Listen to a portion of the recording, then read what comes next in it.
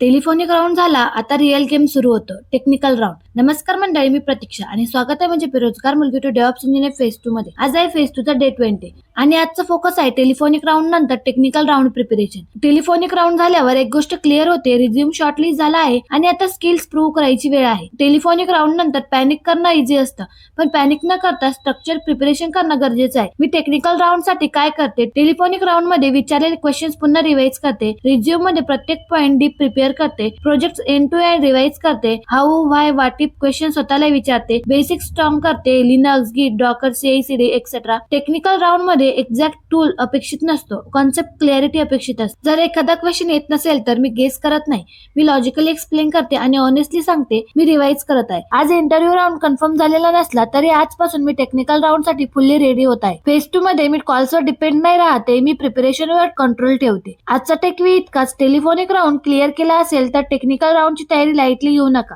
Follow करा, कारण journey अजून चालू आहे. बेरोजगार मुलगी टू डेव्हलप्स इंजिनियर फेज 2. टाटा.